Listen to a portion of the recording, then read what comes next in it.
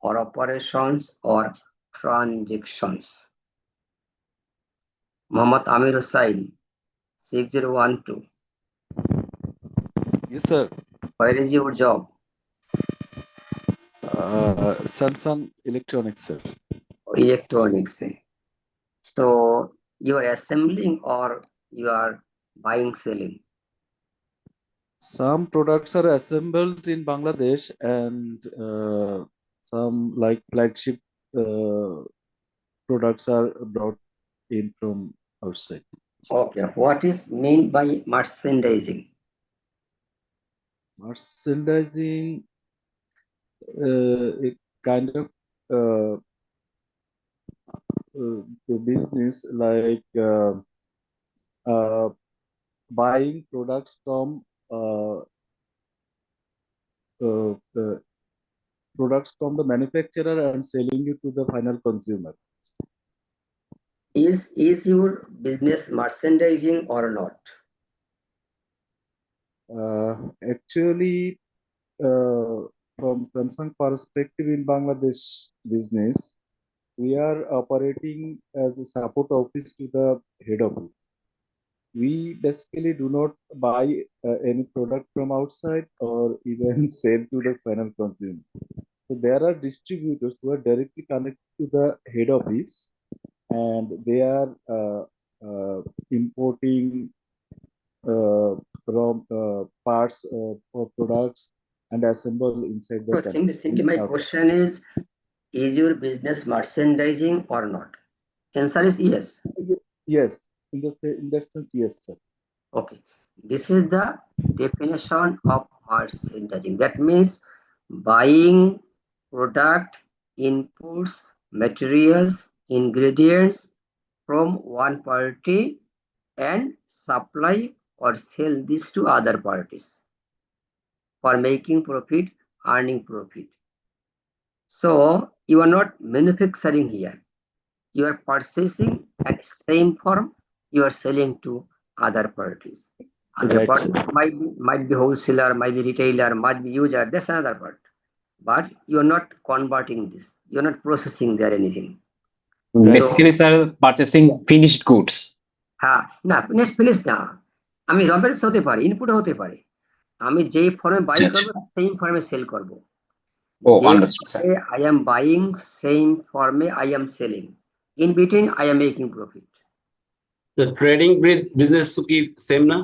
হ্যাঁ সেম সেটা তো যে নামটা আছে merchandising it's different from manufacturing manufacturing আপনি কিন্তু ইনপুটকে আউটপুটে কনভার্ট করেন র মেটেরিয়ালসকে ফাইনাল বা ফিনিশ প্রোডাক্ট কনভার্ট করেন তখন হচ্ছে এটা ম্যানুফ্যাকচারিং বিজনেস আর যখন আপনি এখানে কি কোনো ভ্যালু এডিশন করা যাবে?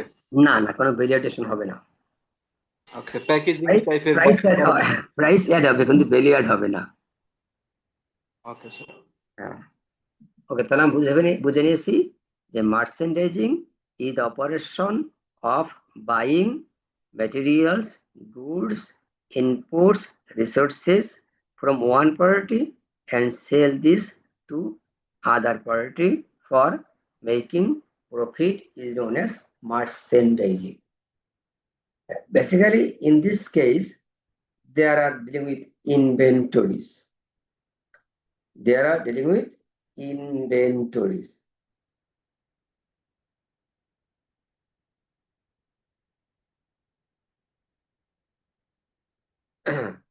Inventories হচ্ছে the materials, inputs, ingredients. One is buying for reselling purpose. One is buying for reselling purpose. That is inventory or a stock. Inventories may be in three forms. Inventories may be in three forms. One is called raw materials inventory. Second one is work in process inventory. Third one is finished goods inventory. তবে আমাদের এখানে তিনটা ক্যাটাগরির প্রয়োজন নেই এখানে just আমাদের inventory যেটা আনসোল্ড আনসাপ্লাইড আনডেলিভার্ড আমাদের ওয়ারহাউসে আছে that's called here inventory okay Now, what's the inventory recording system or method?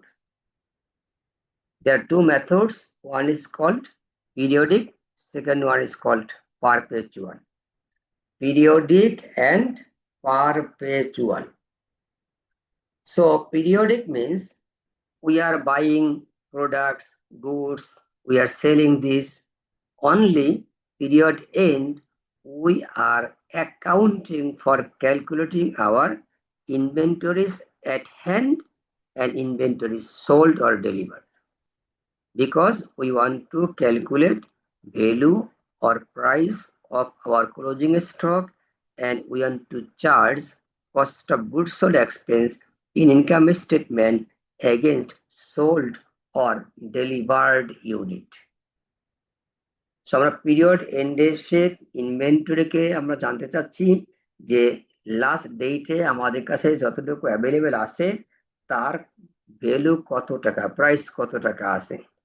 আর যেটা আমরা অলরেডি ডেলিভারি বা সাপ্লাই দিয়েছি, শিপমেন্ট দিয়ে দিয়েছি ইন ফেভার অফ বায়ার, সে তার এগেনস্টে আমাদের কত টাকা কস্ট অফ গুডস সোল্ড হিসেবে এক্সপেন্স চার্জ হবে ইনকাম স্টেটমেন্টে। এটা আমরা যদি পিরিয়ড এন্ডে ওয়ান টাইম ক্যালকুলেট করি, that's called periodic method. On the other hand, যদি আমরা এটাকে after every buying, every selling, we calculate the level of inventory available, price of this, and cost of goods sold against sold or delivered unit, that's called perpetual. তার ডিফারেন্সটা কি? Under পিরিয়ডের ক্ষেত্রে আমরা total period শেষে একবারই হিসাব নিকাশ নিয়ে বসবো, টোটাল পারচেস কত, টোটাল সেল কত, অ্যাভেলেবেল ইনভেন্টরি কত আছে, অ্যাভেলেবেলের প্রাইস কত, সোল্ড ইউনিটের প্রাইস কত টাকা ছিল, আমরা কত টাকা এক্সপেন্স চার্জ করব। আর যখন নামটা হবে পারপেচুয়াল, আমাদের এভরি পারচেসের সময় অ্যাড হবে, এভরি সেলের সময় মাইনাস হবে। পারচেস হলে আমাদের কস্ট অফ ইনভেন্টরি বাড়তে থাকবে, সেল হলে কমতে থাকবে, বরং কস্ট অফ গুডস সোল্ড বাড়তে থাকবে সেল হইলে। Cost of goods sold, not cost of inventories, value of inventories. তাহলে সেকেন্ড নাম্বারে আমরা এভরি বাই সেল এর পরে হিসাব নিকাশ করে নিব যে আমাদের কাছে এখন কত টাকার ইনভেন্টরি আছে, কত টাকার ইনভেন্টরি আমরা মার্কেটে সেল করতে পেরেছি। ইউজুয়ালি আমাদের এখন পারপেচুয়াল মেথডটা বেশি ফলো করা হয়। ওকে,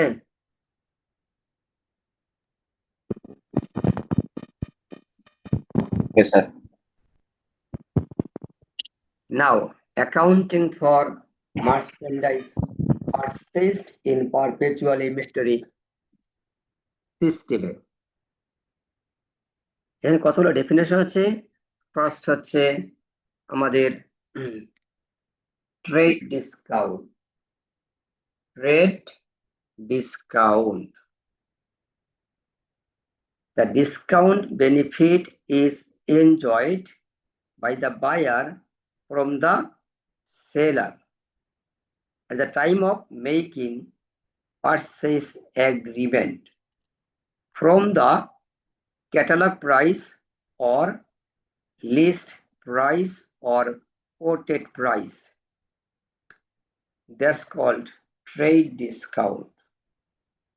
মনে করেন যে একটা প্রোডাক্টের প্রাইস ট্যাগ আছে 500 টাকা পার ইউনিট।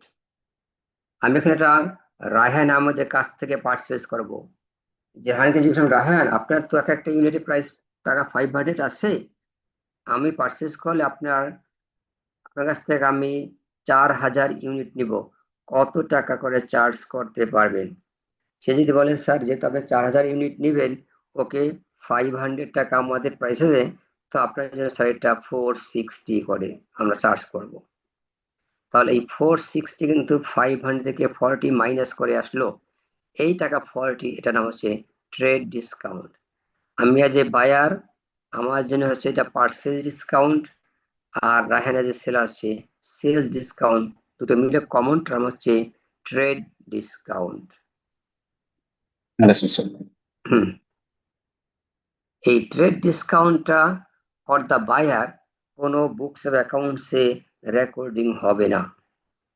ট্রেড ডিসকাউন্ট বাইরের জন্য কোথাও রেকর্ড আসবে না, কিন্তু সেলারের ক্ষেত্রে আসবে, কারণ তার তো একটা প্রাইস সেট করা আছে, সেই প্রাইসটা সে কমিয়ে দিচ্ছে, তাকে যতটুকু কমতে হচ্ছে এটা তাকে অ্যাজ এ ডিসকাউন্ট রেভিনিউ কম হিসেবে দেখাতে হবে। এখন ট্রেড ডিসকাউন্টটা ভাগ হয়েছে, তার নামটা হয়েছে পারচেজ ডিসকাউন্ট, মানে পারচেজার বা বায়ার বি পয়েন্টে ট্রেড ডিসকাউন্টের নাম হচ্ছে পারচেজ ডিসকাউন্ট, আর যদি সেলার্স বি পয়েন্টে তার ক্ষেত্রে নামটা হবে সেলস ডিসকাউন্ট। ওকে, জি স্যার। এখন একটা টার্ম আছে ক্রেডিট টার্মস, এটা একটা ডেফিনেশন, ক্রেডিট টার্মস। সেলস ডিসকাউন্টের ক্ষেত্রে তাহলে স্যার এটা তো কোনো জার্নাল এন্ট্রিতে সেলস ডিসকাউন্ট তাহলে বুক হবে না স্যার কখনো। পারচেজ ডিসকাউন্ট বুক হবে না, বাট সেলস ডিসকাউন্ট বুক হবে। মনে করেন যে আমি আলিয়ার ছিলাম বায়ার, আমি আপনার কাছ থেকে গুডসটা পারচেজ করছি 500 টাকাটা 460 টাকা করে, আমার কাছে এখন কত টাকা লেখা আছে? 460 লেখা আছে না যে বায়ার? জি স্যার। কিন্তু আপনি যখন এটা বাই করছিলেন আপনি কত করে পারচেজ করছেন? আপনি লিখে রাখছেন 460, মানে অ্যাকচুয়ালি 500। যদি 500 লিখে রাখেন আপনার প্রাইসিং, তখন ডিসকাউন্ট লিখতে হবে। আর যদি আপনি লিখে রাখেন আপনি কিনছেন 430 করে, তাহলে আর লিখতে হবে না। অর্থাৎ যদি আপনারা বুকস অফ অ্যাকাউন্টসের যে প্রাইসটা রেকর্ড হচ্ছে যদি তার থেকে কমে সেল করেন, তাহলে আপনাকে রেকর্ডিং এ দেখাইতে হবে কেন এতটা কিভাবে কমে আসলো। আর যদি আপনার বুকস অফ রেকর্ড কিনবে থাকে আরো কম প্রাইস, আমরা প্রফিট সহ আমাকে বিক্রি করেন 460 করে, তাহলে আপনাকে তো দেখাইতে হবে না। Understood sir. ওকে, এখন আসেন ক্রেডিট টার্মস। এই ক্রেডিট টার্মসটা হচ্ছে basically terms condition between the buyer and seller, where seller provides an offer to the buyer for making payment before credit date for enjoying benefit or discount or concession in case of credit purchase or credit transaction. বিষয়টা মনে করেন যে আমি লিখলাম যে x by y net z, এই যে আমি একটা টাইপ করছি, দেখেন আমি টাইপ করছি, দেখতে পাচ্ছেন আপনারা? জি স্যার, দেখা যাচ্ছে। হ্যাঁ, এই যে টাইপ করছি আমি, এইটার ক্রেডিট টার্মস।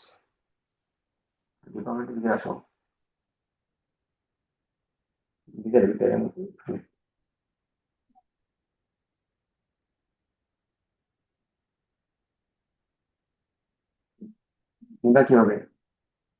এটা নিবা কিভাবে?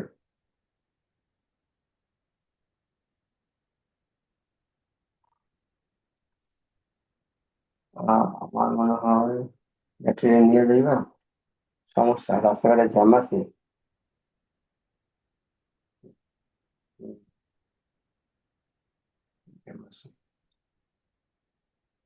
আচ্ছা,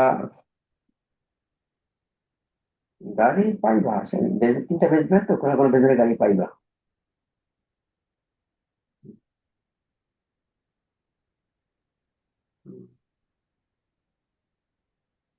যাকে এখানে আসো টাকা মানে এই ব্যাটারি নিতে পারবা?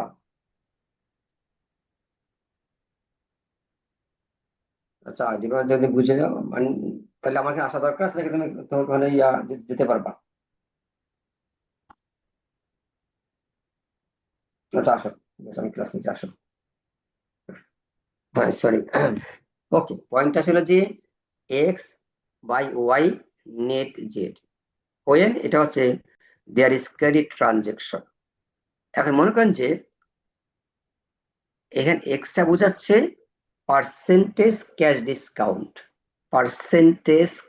ডিসকাউন্ট, ওয়াই হচ্ছে ডিসকাউন্ট পিরিয়ড বা ডিসকাউন্ট ডেট, জেড হচ্ছে ডিউ ডেট অর নেট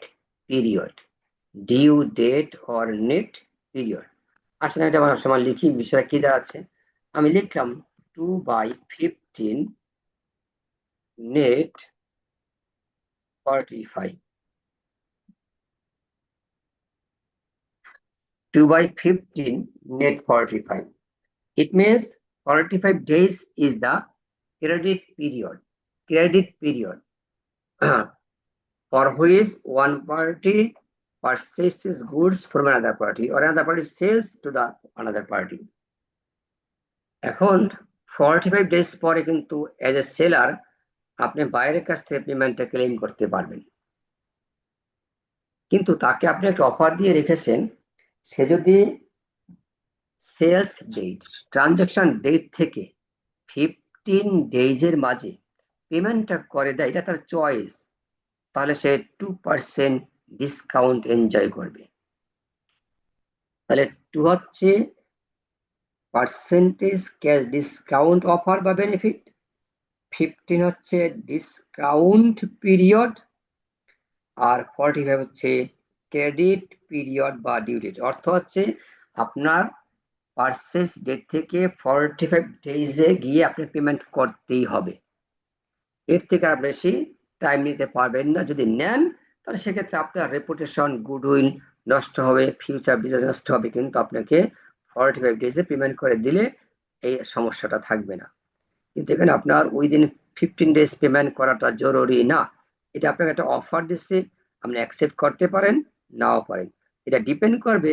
যদি আপনি ডিসকাউন্ট অফারটা অ্যাকসেপ্ট করেন তাহলে আমরা কিন্তু আপনার যে পারচেজ প্রাইস সেখান থেকে 2% ডিসকাউন্ট বেনিফিট এনজয় করতে পারবেন। কত দিনের জন্য? For 30 days. কারণ আপনি 15 ডেজে গিয়ে হিসাব নিকাশ করবেন, ডিসিশন নেবেন যে আপনি ডিসকাউন্ট বেনিফিটটা অ্যাভেল করবেন কি না।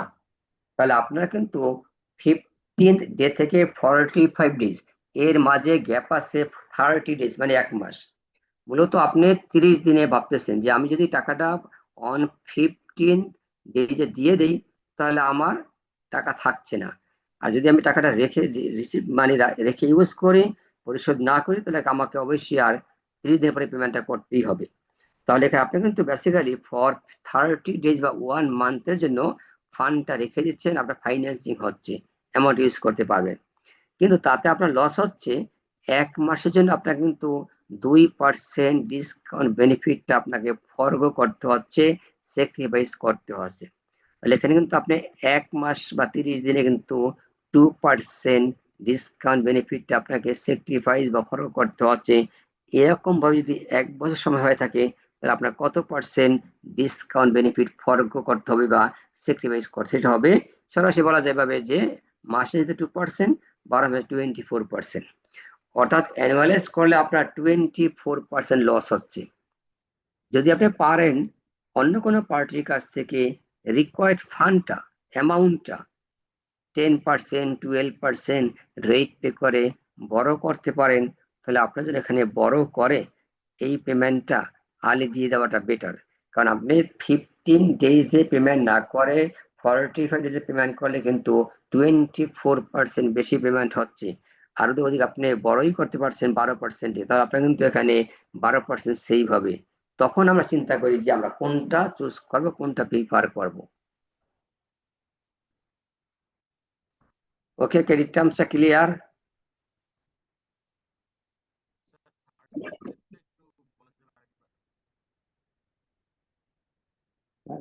ক্লিয়ার আসে নাই, রিপিট করবেন?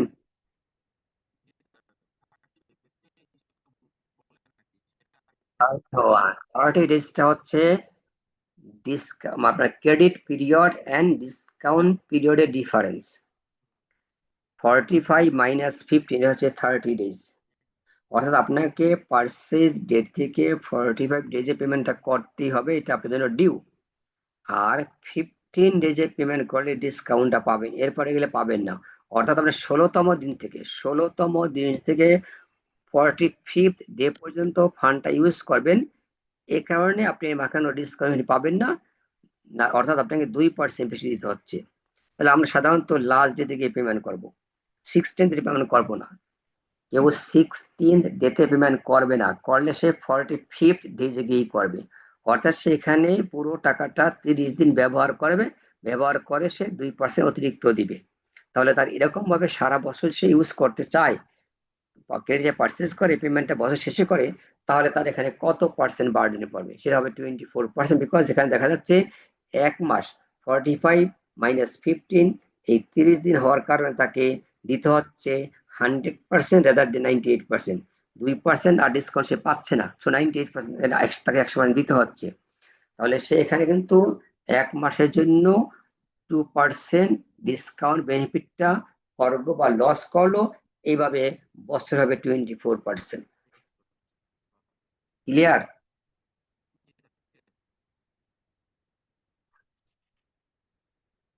নাও এই যে বলছি আমরা ডিসকাউন্ট, এটা কিন্তু হচ্ছে বেসিক্যালি ক্যাশ ডিসকাউন্ট, কারণ সেলার ক্যাশ কালেকশন করাটাকে অ্যাক্সিলারেট করার জন্য কিন্তু সে বায়ারকে একটা অফার দিয়ে রেখেছে। এখন যদি বায়ার এখানে উইদিন ডিসকাউন্ট পিরিয়ড পে করে, তাহলে সে কিন্তু পুরো ক্রেডিট পিরিয়ডটা ইউজ করলো না, ক্রেডিট পিরিয়ড এনজয় করে নেয় বায়ার। আবার সেলারও টাকাটা আর্লি পেয়ে যাচ্ছে। সেলারের টার্গেট হচ্ছে যত আর্লি টাকা কালেক্ট করা যায়, অ্যামাউন্ট লেস হলেও এটাকে রিইউজ করে, বিজনেস করে সে আরো বেশি প্রফিট করতে পারবে। অর্থাৎ এখানে আমরা দেখতে পাচ্ছি যে সে 24% ইয়ারলি বেনিফিট সাক্রিফাইস করার পর পেমেন্ট করে দিয়ে দিচ্ছে। দিয়ে দিচ্ছে, অর্থাৎ সে এই টাকাটা ইউজ করে 24%-এর চেয়ে বেশি আর্ন করতে পারবে। ফর দ্যাট রিজন সেখানে চিন্তা করবে যে ডিসকাউন্ট অ্যাকসেপ্ট করবে কি করবে না।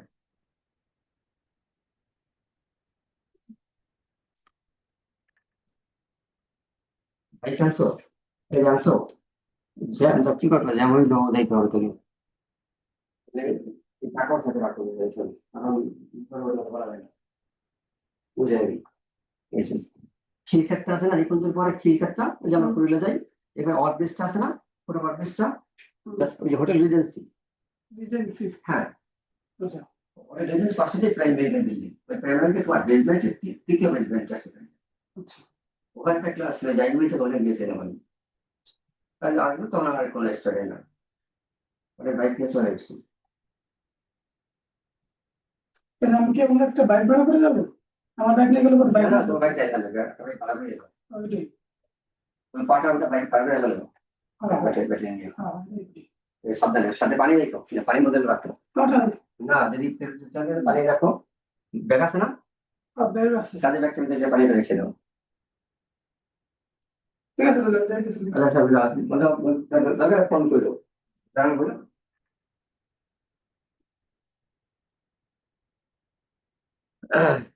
ওকে Sadiq, clear?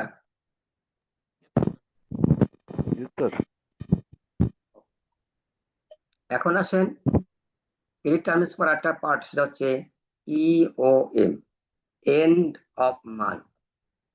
ইওএম end of month, এটা যারা মিন করে যে ডেটে পারচেস হবে সেই ডেট থেকে 1 মাস পরে পেমেন্টটা হবে।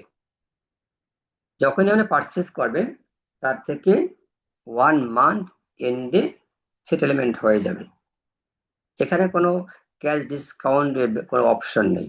এটা হবে অলওয়েজ ক্রেডিট পারচেসের ক্ষেত্রে, ক্রেডিট ট্রানজাকশনের ক্ষেত্রে এটা ফেস করতে হবে, মানে এটা অ্যাপ্লাই হবে। ক্রেডিট পিরিয়ডটা আমরা বুঝে ফেলছি যে for how long we are buying or selling on account after which payment will be due, এটা ক্রেডিট পিরিয়ড। ক্যাশ ডিসকাউন্ট আমরা এক্সপ্লেন করছি, এই দুটো আমাদের নতুন। Purchase returns and allowances, purchase returns and allowances. ধরেন যে আমি রাহেনের কাছ থেকে 500 টাকা কোটেড প্রাইসের প্রোডাক্টগুলো 460 কন্ট্রাক্ট প্রাইসে পারচেস করছি, যেটা আমার 45 ডেজ ক্রেডিট পিরিয়ড অ্যান্ড 2/15 ছিল আমার ডিসকাউন্ট বেনিফিট অফার। আমি তার কাছ থেকে এই প্রোডাক্টটা রিসিভ করার পরে দেখতে পাচ্ছি আউট অফ 4000 ইউনিটস 500 ইউনিট পড়ে গেছে out of my specification, out of my desire, or in damage কন্ডিশনে আছে। আমি রায়হানকে ফোন করব যে রায়হান আপনি কি করছেন, আপনি তো 4000 এর মাঝে 500 ইউনিট ডেলিভারি দিচ্ছেন, যেগুলো আমি চেয়েছি তার মতো হয়নি, এটা আমি অ্যাকসেপ্ট করব না। তাহলে আউট অফ 4000 ইউনিটস 500 ইউনিট কিন্তু আমি অ্যাকসেপ্ট করছি না, এটা আমি প্ল্যান করবো না। তাহলে কি করবে, এটা ফেরত দিয়ে দিব, আমি এটা রায়হানকে রিটার্ন পাঠিয়ে দিব। তাহলে আমি কিন্তু তার কাছ থেকে 4000 ইউনিট ইনটু 460 করে পারচেস করছি। আমার একটা প্রাইস হয়েছে যে ইনভেন্টরি ডেবিট, আমার inventory debit accounts payable credit কত টাকা, 4000 ইন্টু 460, 18,40,000 টাকা আমি বাকি থেকে কিনছি রায়হানের কাছ থেকে। কেনার সাথে কিন্তু আমার রেকর্ডিং হয়ে যাচ্ছে merchant inventory debit accounts payable credit, merchandise inventory debit আমার জন্য অ্যাকাউন্টস পেয়াবল ক্রেডিট আমি রেকর্ড করছি কত টাকার, 18,40,000 টাকার, 4000 ইন্টু 460 করে। বা যখন আমি সবকিছু ওপেন করলাম দেখতে পাচ্ছি যে 500 unit out of specification or in damaged condition. আমি ইনস্ট্যান্ট তাকে বলবো যে এই 500 ইউনিট আমি রাখবো না। সে বলে স্যার এটা আপনি পাঠিয়ে দেন। তাহলে কি হয়ে যাবে, আমার 500 ইন্টু 460 অর্থাৎ আমার 2,30,000। হ্যাঁ 2,30,000 টাকা কিন্তু আমার পারচেজ প্রাইস কমে যাবে। তখন আমি লিখবো purchase Returns debit merchant inventory credit, purchase Returns debit merchandise inventory credit আমার লেখা উচিত। কিন্তু যেহেতু আমার এই পারচেজ করার কারণে ইনভেন্টরির প্রাইস কমে যাচ্ছে, আমি যখন লিখব যে accounts payable debit inventory credit, কারণটা কি, আমি একটু আগে লিখেছিলাম যে merchant inventory debit accounts payable credit, এখন তো আমার 500 ইউনিটে 230,000 টাকা পারচেজ হচ্ছে না, পেয়াবলও হচ্ছে না। আমি এটাকে রিভার্স করে দিব, accounts payable debit merchant inventory credit 2,30,000, তাহলে আমার অ্যাডজাস্ট হয়ে যাবে। ওকে, জি স্যার। পারচেজ করার সময় আমি রেকর্ড করছি merchandise inventory debit accounts payable credit 18,40,000। এখন যেহেতু আমি 2,30,000 টাকার গুডস পাঠিয়ে দিচ্ছি, এই জন্য এখন লিখবো accounts payable debit merchant inventory credit, accounts payable liability decrease করলো, ইনভেন্টরি অ্যাসেট ডিক্রিজ করলো, লায়াবিলিটি ডিক্রিজ করলে ডেবিট, অ্যাসেট ডিক্রিজ করলে ক্রেডিট, আমার সেই ডেবিট ক্রেডিট রুল অনুসারে জার্নাল রেকর্ড হয়ে যাচ্ছে। This is the purchase Returns এর রেকর্ডিং। সাথে একটা পার্ট হচ্ছে allowance. What is purchase allowance? 500 unit out of specification or out of good condition, not in good condition ফেরত পাঠিয়ে দিয়েছি। আরো 200 ইউনিট আছে যেখানে মাইনর প্রবলেম আছে। হ্যাঁ, মাইনর প্রবলেম, হ্যাঁ একেবারে আপনার সিম্পল ড্যামেজিং কন্ডিশনে আছে, কোথাও একটু স্ক্র্যাচ পড়ছে, কোথাও একটু মানে ফেটে গেছে, হ্যাঁ কোথাও হয়তো একটা নাট বল্টু নাটটা ছুটে গেছে, হতে পারে। এগুলো আপনার রিটার্ন দেওয়ার মতো না, এটা আমি অ্যাকসেপ্ট করতে পারি, অ্যাকসেপ্ট আমি করছি। কিন্তু রায়হানকে ফোন করলাম যে রায়হান এই 200 ইউনিটের মাঝে একটু সমস্যা তো আছে, ডিফেক্টিভ আছে, ডিফেক্টিভ, এগুলো একটু তো আমার রিপেয়ার করে নিতে হবে। স্যার আপনি রিপেয়ার টিপেয়ার যা লাগে করে নেন, কত টাকা হবে আমাকে জানিয়ে আমি এটা বিল থেকে ডিডাক্ট করে দিব। অর্থাৎ আমার যে বিল সে আমার কাছে পাচ্ছে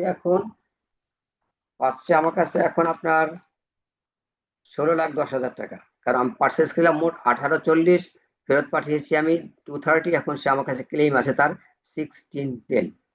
এখন যদি আমাকে বলে স্যার আপনার 200 ইউনিট একটু প্রবলেম আছে, ড্যামেজ আছে, ওকে স্যার টোটালি আপনি এখানে আমি 20,000 টাকা কমিয়ে দিব। এই যে 20,000 টাকা সে আরো কমিয়ে দিলে, এটা হচ্ছে পারচেজ অ্যালাউন্স।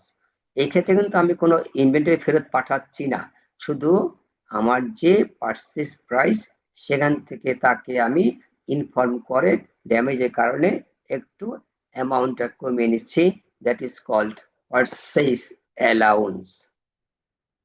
যেটা ডিফারেন্স ক্লিয়ার রিটার্নস এন্ড অ্যালাউন্সের?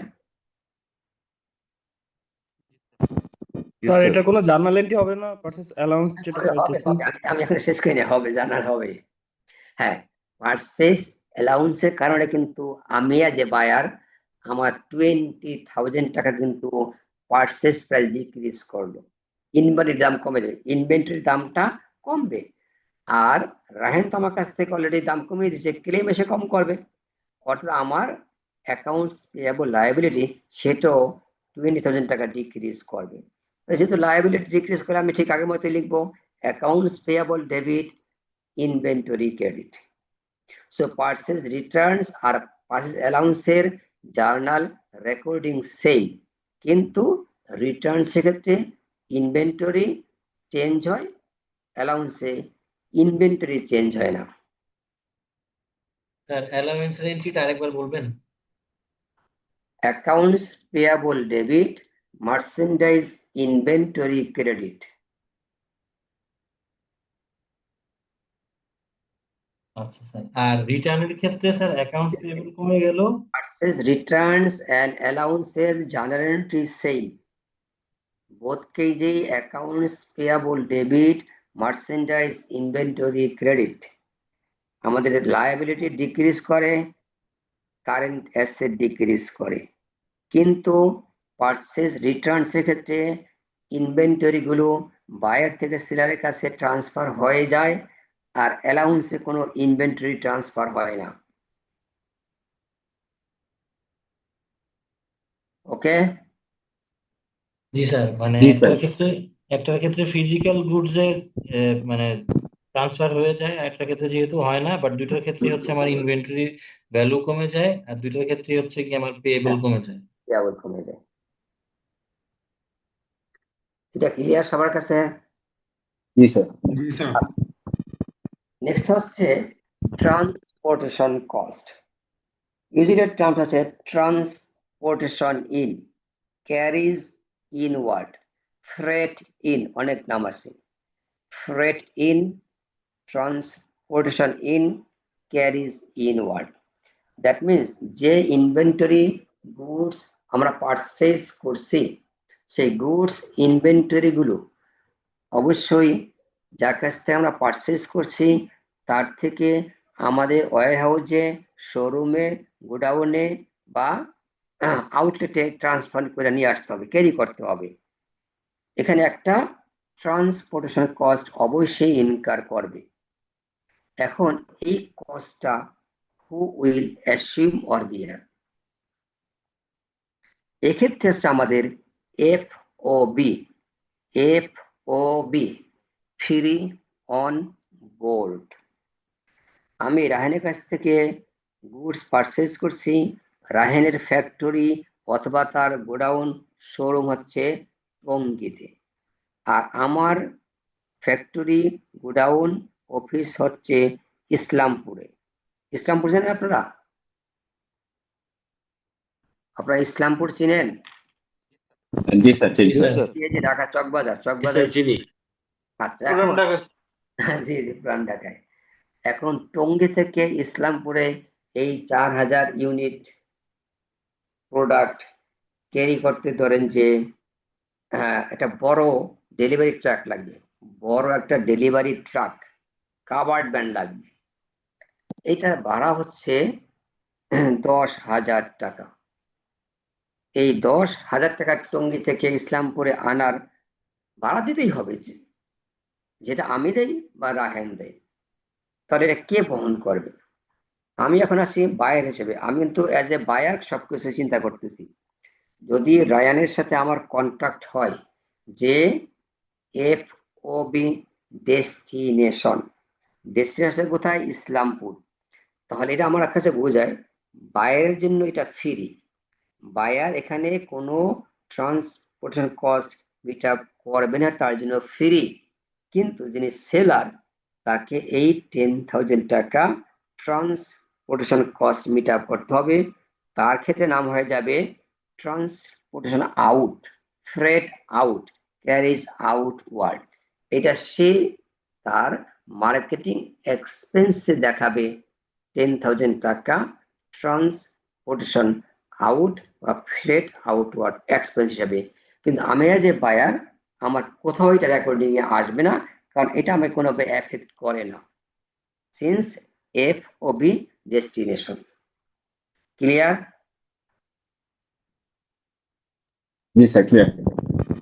এখন চলে FOB শিপিং পয়েন্ট।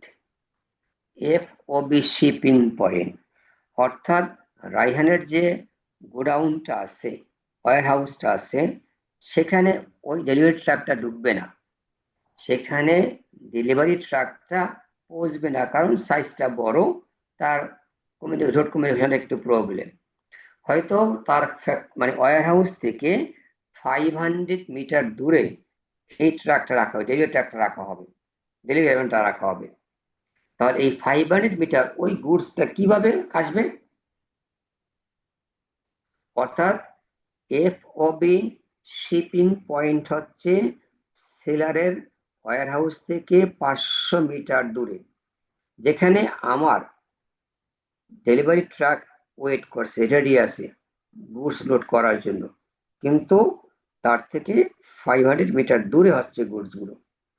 যেহেতু FOB শিপিং পয়েন্ট, অর্থাৎ এখানে রায়ান তার নিজ দায়িত্বে তার ওয়্যার হাউস থেকে বা গোডাউন থেকে ওই 4000 ইউনিট গুডস 500 মিটার দূরে এনে আমার ট্রাকে লোড করে দিতে হবে। ওখানকার কোনো এক্সপেন্স আমি মিট আপ করবো না। ডেলিভারি ট্রাকে লোড করার পরে টঙ্গী থেকে ইসলামপুর আসার যে 10,000 টাকা ভাড়া, সেটা আমি বহন করব এজ এ বায়ার, কারণ শর্ত ছিল FOB শিপিং পয়েন্ট। এই কারণে ওই শিপিং পয়েন্ট পর্যন্ত সেলারের দায়িত্ব রায়হানের, আর শিপিং পয়েন্ট থেকে আমার দায়িত্ব এজ এ বায়ার। আর একটা হচ্ছে FOB ফ্যাক্টরি।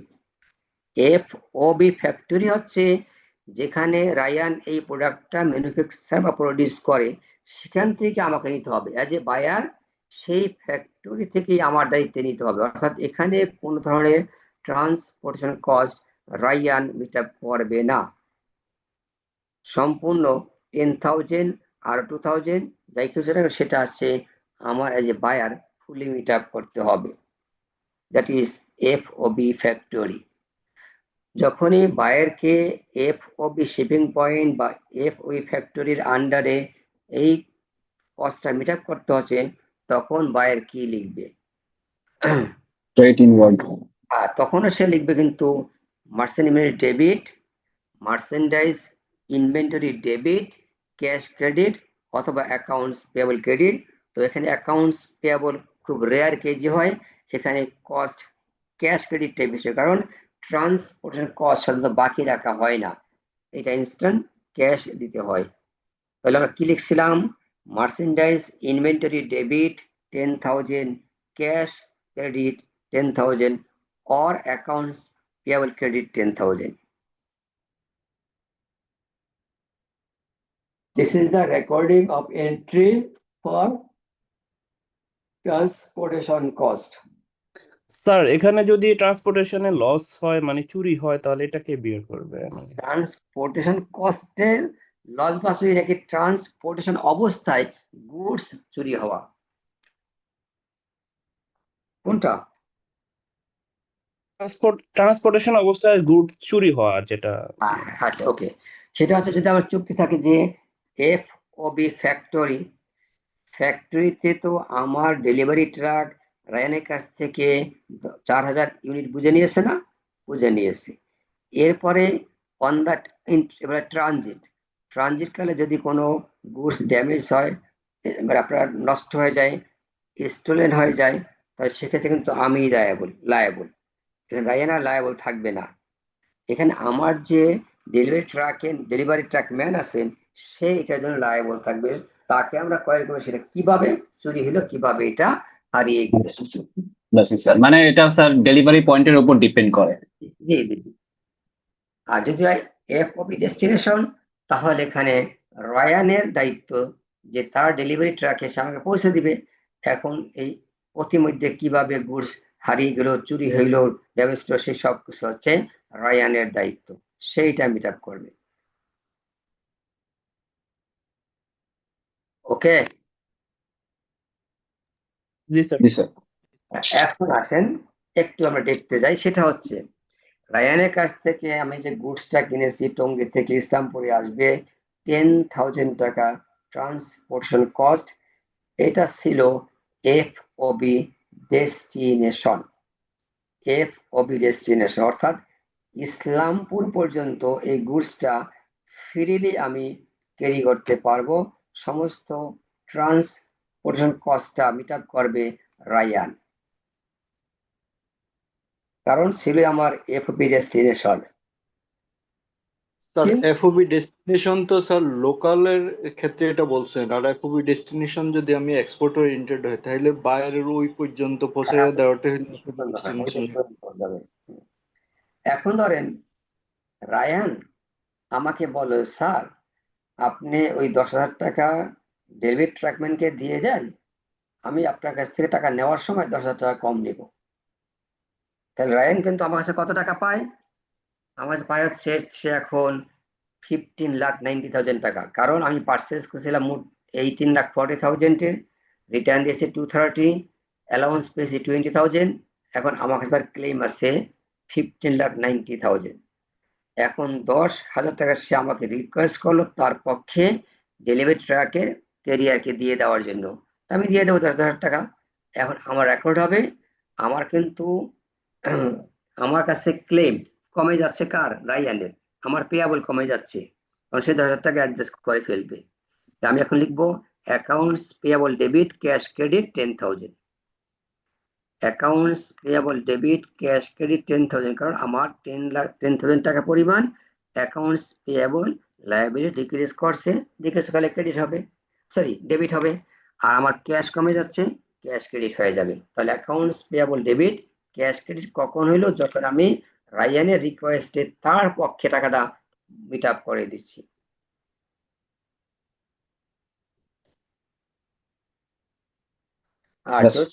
আর যদি হয় FOB শিপিং পয়েন্ট অথবা ফ্যাক্টরি, তখন কিন্তু অ্যাজ এ বায়ার আমার দায়িত্ব হচ্ছে ট্রান্সপোর্টেশন কস্টটা মিট আপ করা।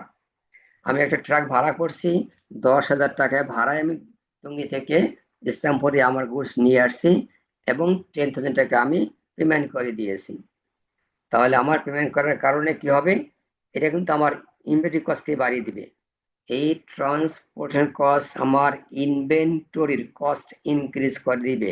তখন আমি লিখবো যে merchant inventory debit cash credit, merchandise inventory debit cash credit or inventory debit accounts payable credit. যদি আমি বাকি রাখি যে এই 10,000 টাকা আমি এখন পেমেন্ট করছি না, পরে পেমেন্ট করবো, তাহলে বাকি থেকে যাবে।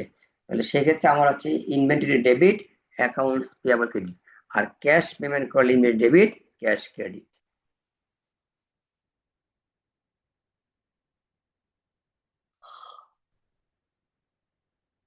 ওকে, জি স্যার। হ্যাঁ, এখন আছে আর একটা পর্যায়ে, সেটা হচ্ছে FOB আপনার ফ্যাক্টরি বা শিপিং পয়েন্ট ছিল, আমার দায়িত্ব হচ্ছে ক্যারিং কস্টটা মিট আপ করা। আমি ইসলামপুরে আছি, রায়ান টঙ্গীতে আছে, আমি রায়ানকে বললাম যে রায়ান আপনি একটা ডেলিভারি ট্রাক বুকিং করে গুডস লোড করে আপনি পাঠিয়ে দেন। স্যার সে তো টাকা ছাড়া যাবে না, টাকাটা আগে যাচ্ছে। ওকে, টাকাটা আপনি দিয়ে যান 10,000 টাকা, আপনি এটা বিলের সাথে যোগ করে দেন। বিল পাবেন কত? বিল পাবেন হচ্ছে আমার কাছে আপনি 15,90,000, আর যোগ করেন 10,000, তাহলে এখন পাবেন 16 লাখ টাকা। সে আপনার মানে তার পয়েন্টে সে লিখলো যে কস্ট অফ ম্যাটেরিয়ালস 15,90,000 আর ট্রান্সপোর্টেশন কস্ট 10,000, সো 16 লাখ টাকা সে ভাউচার করে আমাকে পাঠিয়ে দিল। তাহলে আমি এখন যখন রেকর্ডিং এ যাব, সেক্ষেত্রে আমার কাছে এখন ইনভেন্টরি কস্ট হয়ে গেছে 16 লাখ টাকা। আমার ইনভেন্টরি কস্ট 16 লাখ টাকা, 1590 না, 10,000 টাকা যোগ হয়েছে। সো আমি লিখবো merchant inventory debit accounts payable credit 16 lakh 16 lakh. Sir এখানে একটা কোশ্চেন আছে, এই সিচুয়েশনে তো স্যার এখানে যে বায়ার ছিল সে তো সেলারের থেকে জিনিসগুলা প্রোডাক্টগুলা বুঝে নিল না, সেই ক্ষেত্রে প্রোডাক্ট যদি কোনো ড্যামেজ হয় অন দা ওয়ে অন ট্রানজিটে বা লস্ট হয় সেক্ষেত্রে ওইটা বেয়ার আমাদের কে করবে? ঠিক আছে, ওইটা আমাদের পরবর্তীতে যে রিটার্নস অ্যালাউন্স সেই পার্টে যাবে। গুডস জি না স্যার। আসা পর্যন্ত আর আমরা বুঝবো না যে এটা গুড কন্ডিশন নাকি ড্যামেজ কন্ডিশন। আসার পরে বুঝবো, তখনই আমাদের purchase Returns and purchase allowance বিষয়টা আসবে। ক্লিয়ার? তো তাহলে স্যার এটার মানে স্যার অন দা ওয়েতে যদি কিছু হয় সে লস্ট হয়ে গেল। হলো, এটা তো আমরা আসার পরে বুঝবো। আচ্ছা আচ্ছা স্ট্যাম্পে না আসলে বুঝবো কি হচ্ছে, কতটুকু নষ্ট হয়েছে।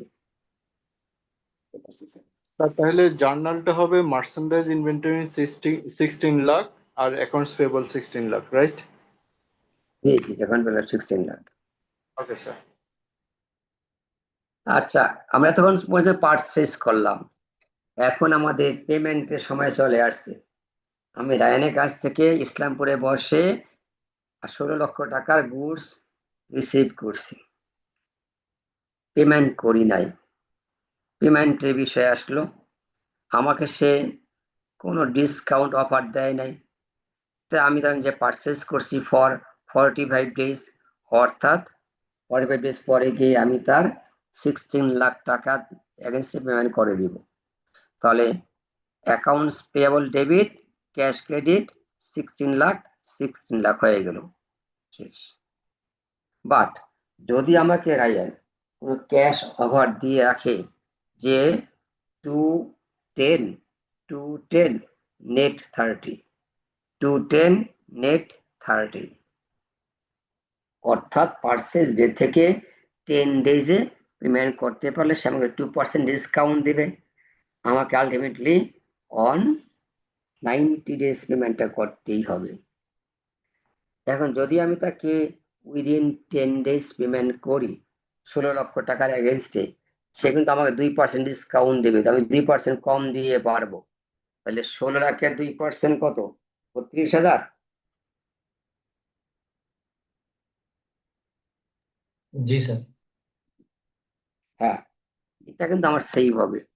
তখন আমি তাকে লিখবো অ্যাকাউন্টস পেয়েবল ডেবিট 16 লাখ টাকা, ক্যাশ ক্রেডিট 15,68,000 টাকা, and discount benefit credit 32 lakh টাকা, 30,000 টাকা। তাহলে আপনার ক্রেডিট হলো দুটা, ডেবিট একটা, ডেবিট হলো অ্যাকাউন্টস পেয়েবল 16 লাখ, আর ক্রেডিট হলো ক্যাশ 1568, আর discount on purchase of goods credit 32,000, দুটো মিলে হচ্ছে আমার এখানে 16 লাখ টাকা। This is recording in case of making payment within discount period. R discount period enjoy না করেন তাহলে আপনাকে তখন পেমেন্ট করবেন ফুল 16 লাখ টাকা, accounts payable debit, cash credit 16 lakh টাকা।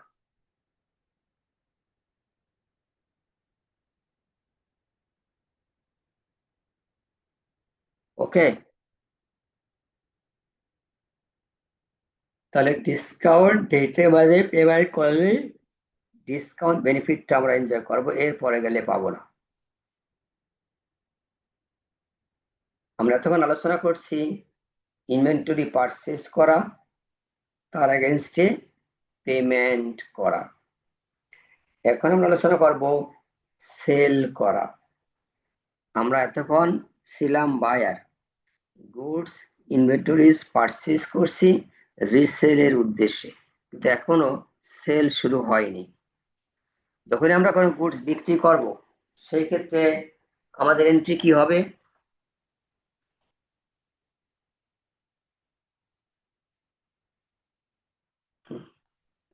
বলেন, গুড সেল করলে এন্ট্রি কি হবে? স্যার অ্যাকাউন্ট রিসিভেবল ডেবিট আর মার্চেন্ডাইজ ইনভেন্টরি ক্রেডিট। সেল কম করি, বাকিতে সেল বেশি করি, ঠিক আছে?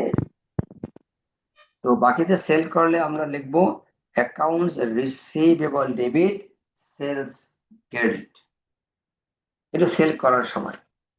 এখন ধরেন যে আমি যে রায়নের কাছ থেকে 16 লাখ টাকার গুডস কিনেছি, তার মাঝে আমি 5 লাখ টাকার গুডস বিক্রি করে দিয়েছি 7.5 লাখ টাকা। 5 লাখ টাকা পরিমাণ গুডস আমি বিক্রি করছি 7.5 লক্ষ টাকায়। কার কাছে? আমির হোসেনের কাছে। আমির হোসেনের কাছে বিক্রি করছি 7.5 লক্ষ টাকায়। তাহলে লিখলাম accounts receivable debit sales credit 750,000। কিন্তু আসলে আমার এই গুডস এর কস্ট প্রাইস ছিল 5 লাখ টাকা। যখনই আমি কোনো গুডস বিক্রি করব, ইনস্ট্যান্ট আমার কাছে একটা cost of goods sold age N expense incur করবে। বিক্রি না করা পর্যন্ত কোনো কস্ট অফ গুডস সোল্ড হবে না, কোনো এক্সপেন্স করবে না। তো এই গুডসটা বিক্রির মাধ্যমে আমার cost of goods sold create হলো কত টাকা? 5 লাখ টাকা। সেলস রেভিনিউ কত আসলো? 7.5 লাখ টাকা। তো এই পারপেচুয়াল ইনভেন্টরি মেথড অথবা পিরিয়ডিক যেটা এটা গেল, সেল করার ক্ষেত্রে আমার দুটো এন্ট্রি হবে অটোমেটিক। একটা হচ্ছে accounts receivable debit sales credit, আর একটা হবে cost of goods sold debit inventory credit. Cost of goods sold debit inventory credit, এটা আমি লিখতে হবে, বলা না থাকলেও আমাকে অ্যাকাউন্টস রিসিভেবল ডেবিট সেলস ক্রেডিটের সাথে সাথে লিখতে হবে cost of goods sold debit inventory credit. Cost of goods sold expense বেড়ে যাবে, ইনভেন্টরি কমে যাবে, অ্যাসেট কমে যাবে।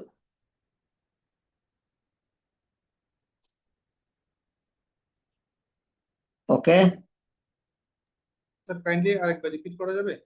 আমি accounts receivable debit 750,000 in my example, sales credit 750,000, আর cost of goods sold debit 5 lakh, merchandise credit 5 lakh.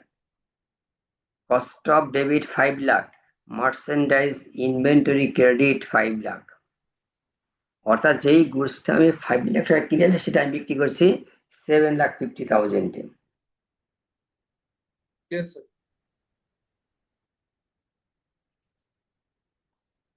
এখন হচ্ছে আবার ক্যাশ কালেকশনের বিষয় থাকতে পারে, তারপরে এখানে সেলস রিটার্নের বিষয় আছে, সেলস অ্যালাউন্সের বিষয় আছে, সেলস ডিসকাউন্টের বিষয় আছে। যদি আমি সেল করার এগ্রিমেন্টের সময় আমি প্রাইস একটু কমিয়ে দিয়ে থাকি, তাহলে ওই কমতি প্রাইসটুকু আমার বুকস বা অ্যাকাউন্টসে আসবে না, দরকার নেই, জরুরি না। যেটা আমরা অলরেডি ধরেন যে আমার 460 করে পারচেস করছি, আমি এনে এটা প্রাইস ট্যাগ লাগিয়ে দিলাম 650 করে, কিন্তু আমি আমির হোসেনের সাথে বার্গেন করে প্রাইস সেট করলাম 630 করে। আসলে আমি কিন্তু কোনো ভ্যালু অ্যাড করি নাই, শুধু প্রাইসটাই প্লাস প্লাস করতেছি। 500 টাকা ছিল রায়ানের কাছে প্রাইস, আমার কাছে দিয়েছে 460 করে, আমি কিনে এনে প্রাইস দেখিয়ে দিলাম 550, এখন ধরে আমি বিক্রি করতেছি 510 করে। তাহলে আমি যত ইউনিট সেল করব তার এগেনস্টে আমার 510 করে গুণ হয়ে রেভিনিউ ক্রেডিট হবে।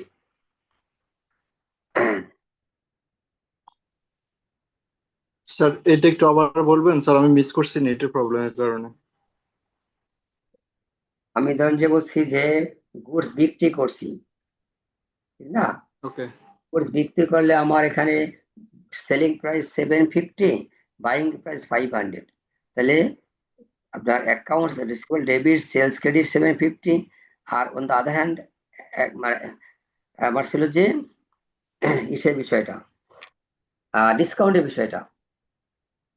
তো যেহেতু ডিসকাউন্ট আমি 550 উপরে তাকে অ্যালাউ করছি, আমি তো 550 আমার অলরেডি রেকর্ড করা আছে, যদিও আমি অ্যাকচুয়ালি প্রাইস পারচেস করেছি 460 করে। সো এখন আমি 550 থেকে যদি একটু কমিয়ে 510 টাকা দরে বিক্রি করি, তাহলে আমি 510 করে লিখবো accounts receivable debit sales credit, আর আমার কিন্তু কস্ট ছিল 460 করে, 460 করে চলে যাবে cost of goods sold debit inventory credit. Okay sir. এখন কালেকশনের বিষয় আছে, যদি কালেকশনের ক্ষেত্রে আমার ডিসকাউন্ট পিরিয়ড দিয়ে থাকি আমি, তাহলে cash debit sales discount debit accounts receivable credit.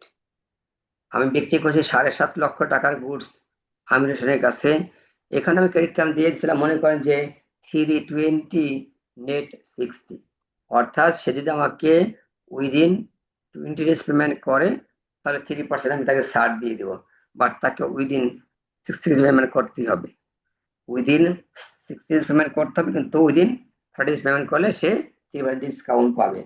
বিক্রি হচ্ছে আমার 7.5 লক্ষ টাকার, তো যদি সে উইদিন 20 ডেজ পেমেন্ট করে তাহলে আমি 7.5 লক্ষ টাকার উপরে 3% করে 75,000 নাকি 7,500, 7.5 লাখের 3%, 7,500 মনে হয়।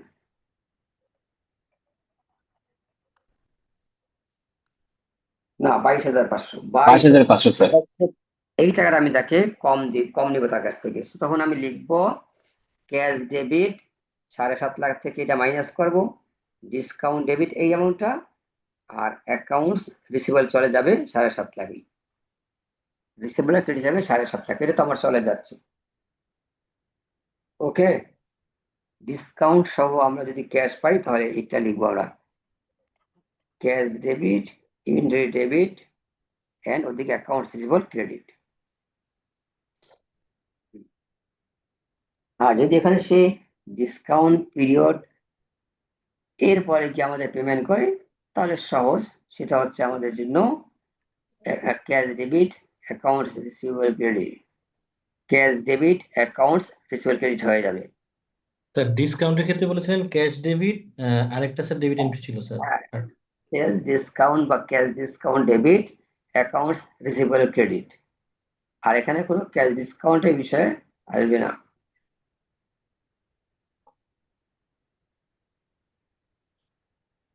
ওকে স্যার। যদি ডিসকাউন্ট পিরিয়ডটা এক্সপায়ার হয়ে যায়, সে পেমেন্ট করে, তাহলে সহজ কথা cash debit accounts receivable credit, এখানেও ডিসকাউন্টের বিষয় আর থাকবে না।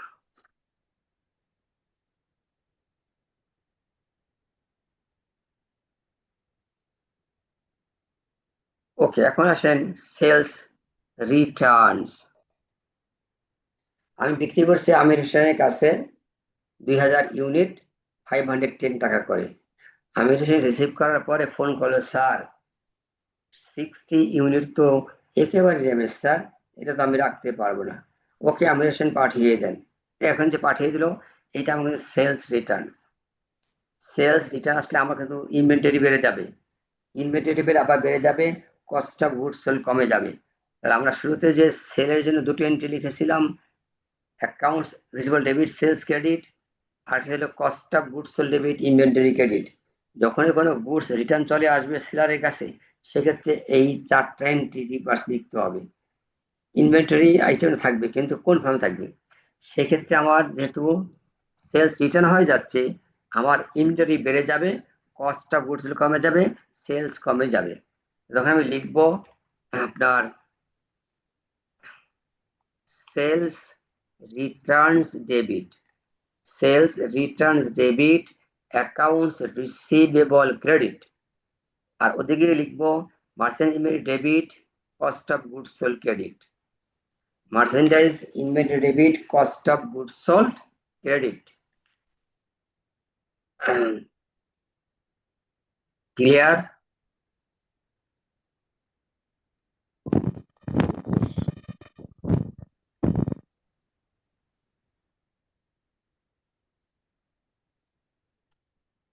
আপনারা বুঝেছেন?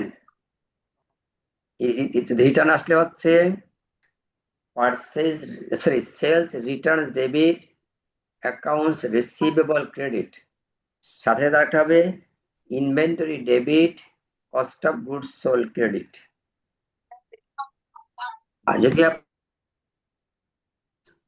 সেলস অ্যালাউন্স থেকে তো কোনো গুডস ট্রান্সফার হবে না, ক্রেডিট হবে না, তখন শুধুমাত্র sales allowance debit accounts receivable credit,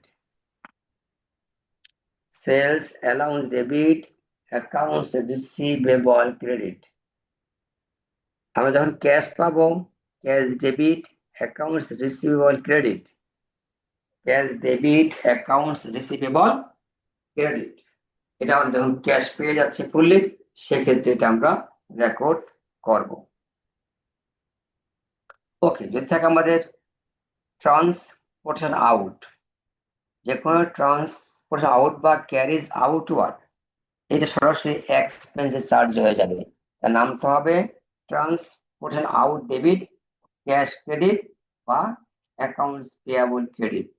কিন্তু আমাদের দায়িত্ব থেকে থাকে যে আমরা এই গুডসটা নিজ দায়িত্বে পরিবহন খরচ মিটার করে বিক্রি করবো, তাহলে সেক্ষেত্রে ট্রান্সপোর্টেশন আউট বা freight outward debit, accounts payable or আপনার cash credit.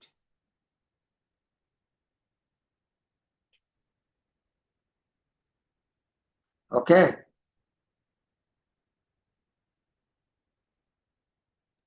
Okay sir.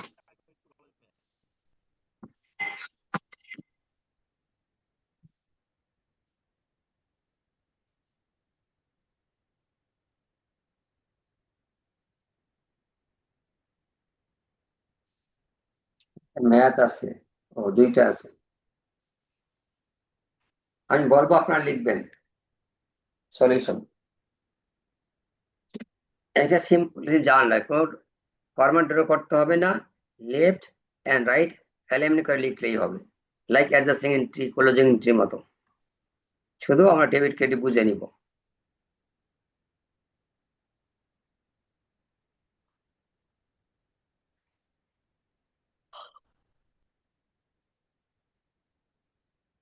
Ready আপনারা? জি স্যার। ওকে, ফার্স্ট হইল purchased merchandise from Dixon Company for টাকা 60,000, 1/10 net 30 FOB destination। তাহলে আমরা লিখবো merchandise inventory debit, accounts payable credit 60,000 টাকা। Merchandise inventory debit, accounts accounts payable credit 60,000 টাকা। এখানে ক্রেডিট টার্মস কোনো কাজে লাগবে না, সেটা লাগবে পেমেন্ট করার সময়।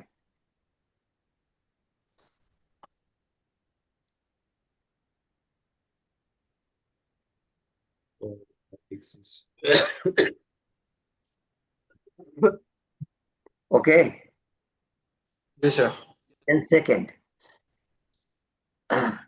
at Dixon's request, paid টাকা 1,000 freight charges on the previous purchase, reducing the amount owed to Dixon। এখানে তো বায়ার হচ্ছে হ্যানিফিন, উপরে লেখা আছে হ্যানিফিন কর্পোরেশন হচ্ছে বায়ার, আর ডিকসন হচ্ছে সেলার।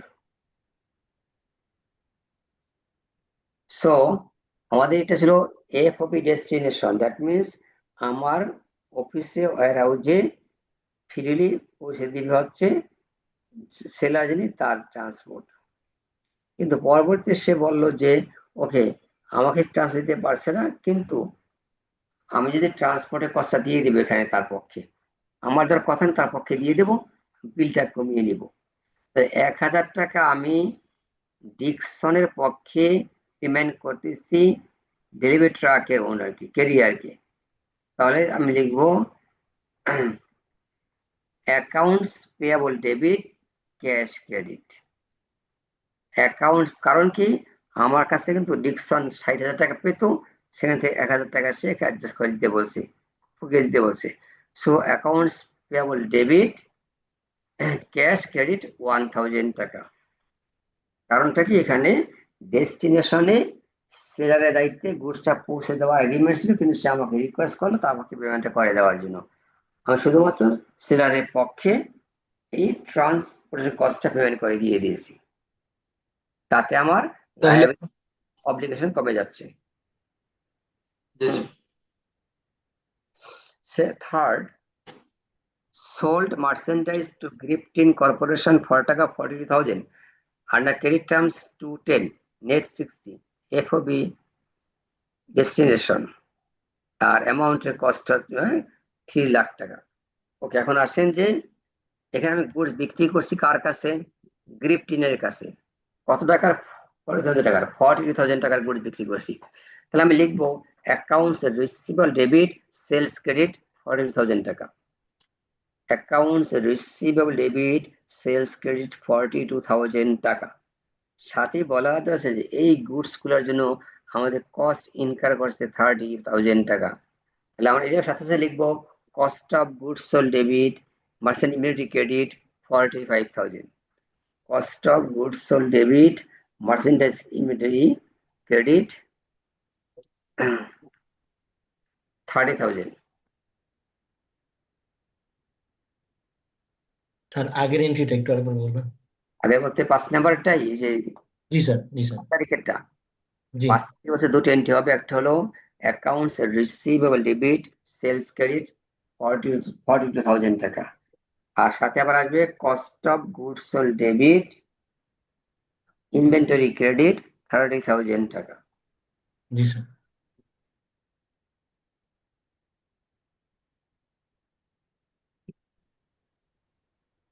ওকে, নেক্সট হচ্ছে 8 তারিখে purchased merchandise from Kendall Corporation for টাকা 53,000 under credit terms 110 FOB net 45 FOB shipping point plus 2,400 shipping charges.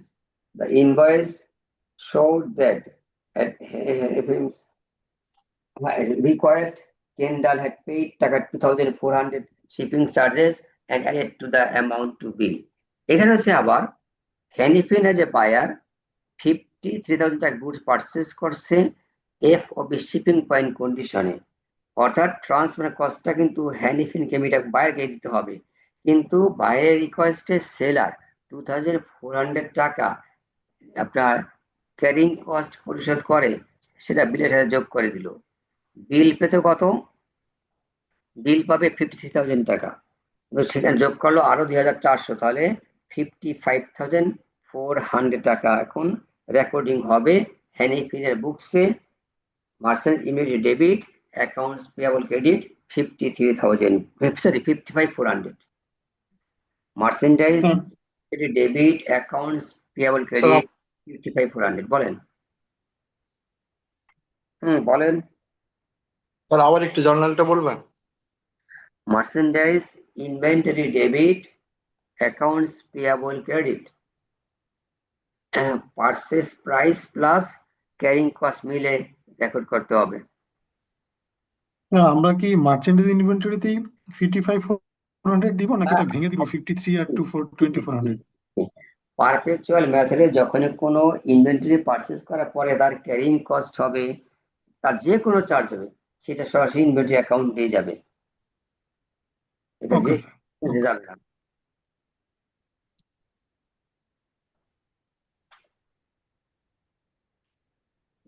জার্নালটা বললাম তো ভাই কয়েকবার, merchant immediate debit accounts payable credit 55,400, original price 53 আর 2,400 হচ্ছে ক্যারিং কস্ট। এটা যেহেতু আপনার বায়ারের দায়িত্ব ছিল, এটা সেলার পেমেন্ট করছে এবং সেটা বিলের সাথে অ্যাড করে দিয়েছে। পরীক্ষায় কি স্যার এগুলো ব্র্যাকেটে যোগ বা এরকম কিছু দেখাইতে হবে না ডাইরেক্ট লিখলেই হবে স্যার? না, ডাইরেক্ট লিখলে হবে। দেন হচ্ছে 9th পেইড টাকা 1,200 shipping charge related to January 5th sale to গ্রিফটিং। জানুয়ারি 5th আমাদের সেল ছিল এবং সেটা এক্সট্রা আমাদের এখন 12,000 টাকা না 1,200 টাকা আমাদের এখন একটা ট্রান্সপোর্টেশন আউট খরচ বিল চলে আসে, আমি পেমেন্ট করে দিতে হবে। তাহলে এটা হচ্ছে আমাদের যেহেতু transportation out related sales related, inventory effect করবে না। সরাসরি আমরা লিখবো transportation out expense debit cash credit, transportation out or carries outward debit cash credit 1,200 টাকা।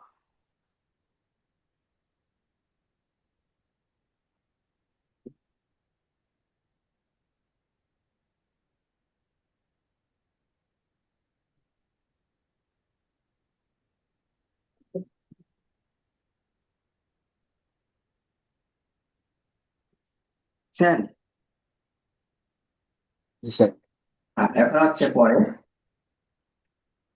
10 নম্বরে গ্রিফটিং returned merchandise from January 5th sale that had cost টাকা 5,000 and sell price 7,000.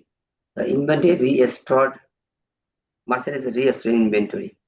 অর্থাৎ আমরা যে আপনার 5 তারিখে গ্রিফটিনের কাছে বিক্রি করেছিলাম 42,000 টাকার গুডস, 30,000 টাকা ছিল আমাদের কস্ট অফ গুডস সোল্ড, সেখান থেকে এখন গ্রিফটিন আমাদেরকে 7,000 টাকার গুডস ফেরত পাঠিয়েছে, যেখানে আমাদের ওটার কস্ট প্রাইস ছিল 5,000 টাকা। তাহলে আমরা যখন রিটার্নটা পেয়ে যাচ্ছি ফেরত, তাহলে কি দাঁড়াবে? Sales return debit accounts receivable credit 7,000। জি। আর যদি রিটার্ন পাওয়া আমাদের ইনভেন্টরি বেড়ে যায়, cost of goods inventory debit হবে, কস্ট অফ গুডস ক্রেডিট হবে। Credit 5,000। Inventory debit, cost of goods sold credit 5,000।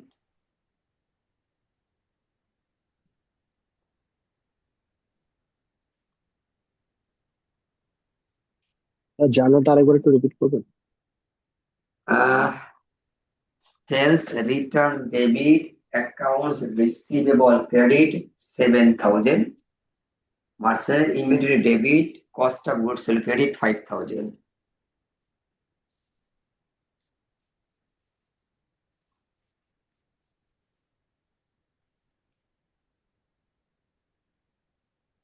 ওকে,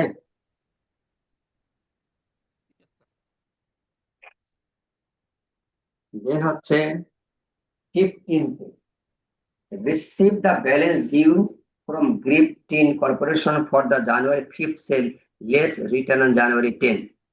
আমরা কিন্তু জানুয়ারি 5th এ সেল করছিলাম 42,000 টাকার, অলরেডি আমরা 7,000 টাকা অ্যাডজাস্ট করছি সেলস রিটার্ন হিসেবে।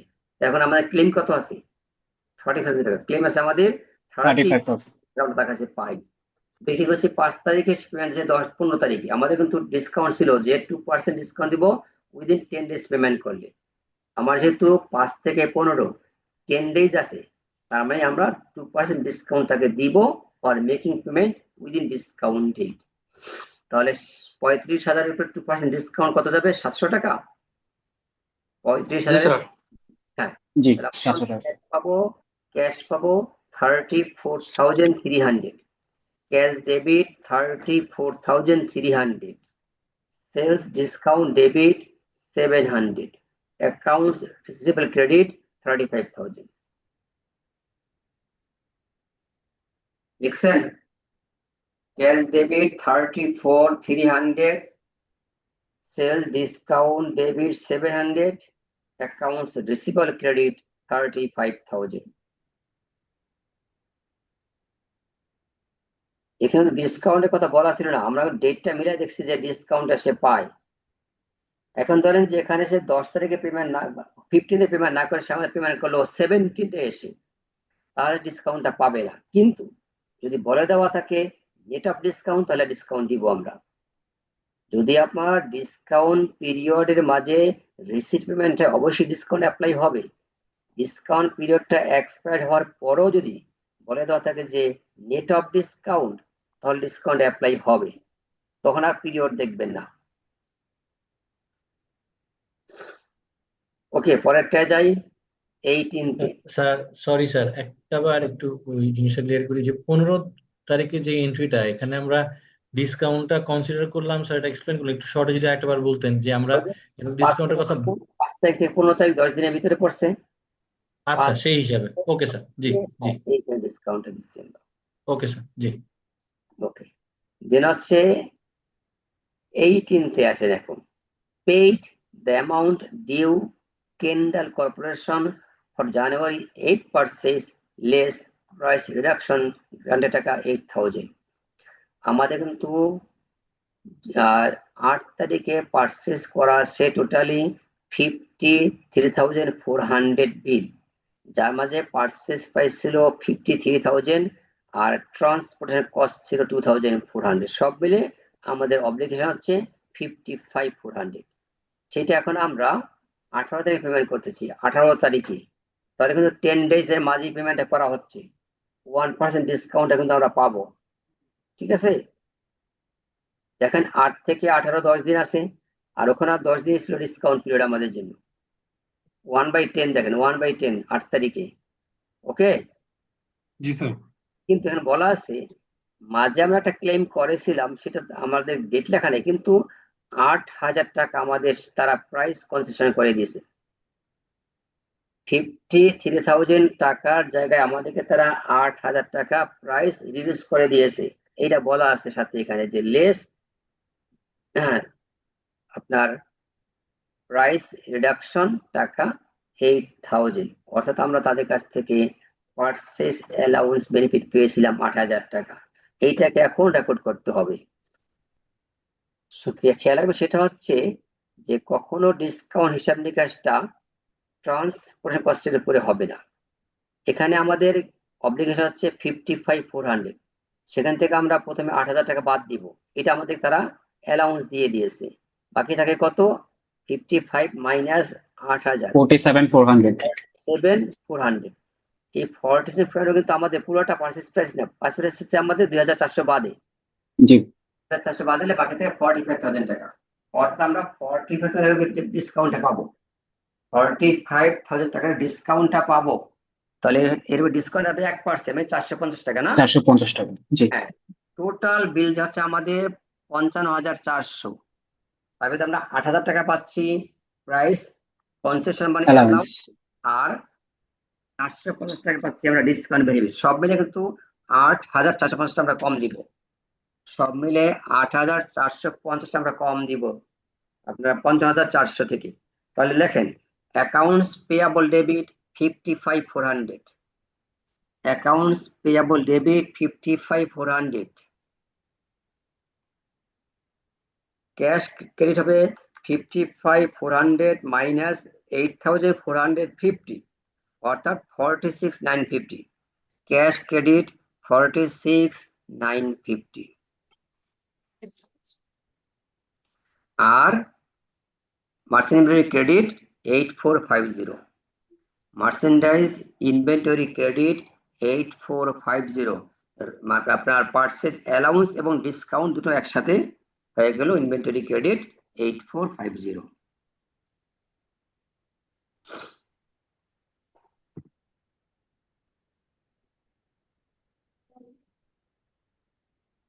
তাহলে অ্যাকাউন্টস পেয়েবল হচ্ছে 50,500 আর হচ্ছে ক্যাশ স্যার 55,000। 46,950। অ্যাকাউন্টস পেয়াবল 55,400, এটা ঠিকই থাকবে। আর ক্যাশ হচ্ছে 46,950, মার্চেন্ট ইনভেন্টরি ক্রেডিট 8,450। ঠিক আছে স্যার। ওকে, নেক্সট হচ্ছে 19 তারিখে sold merchandise to Fairlane Corporation for টাকা 36,000 under credit terms 110 net 30 FOB shipping point. The merchandise had cost টাকা 25,000. তাহলে আমরা লিখবো accounts receivable debit sales credit 36,000, cost of goods sold debit merchandise credit 25,000. Again, accounts receivable debit sales credit 36,000, cost of goods sold debit merchandise credit 25,000. Okay sir. 22nd debit আর একটা ক্রেডিটটা কি sir লাস্টে? the second is inventory, merchandise inventory credit.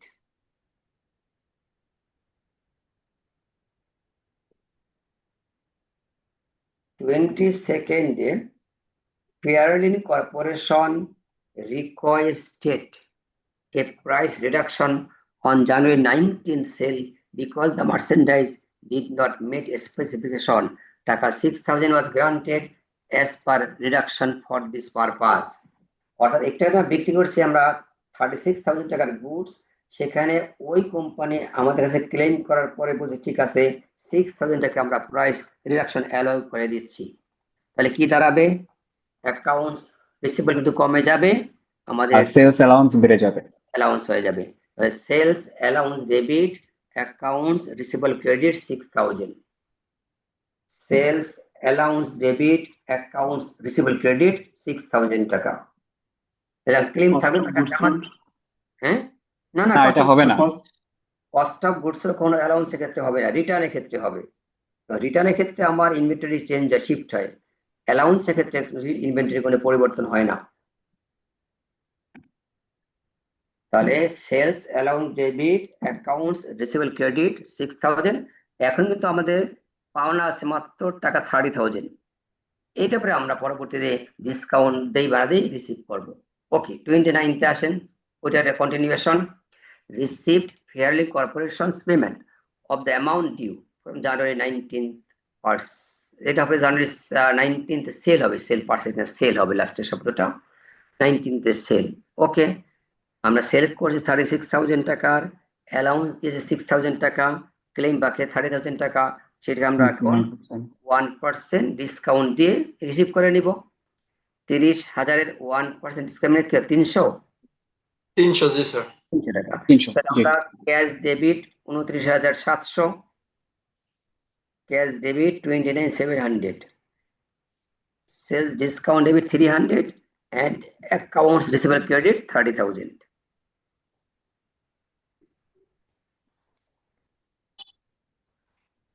ওকে,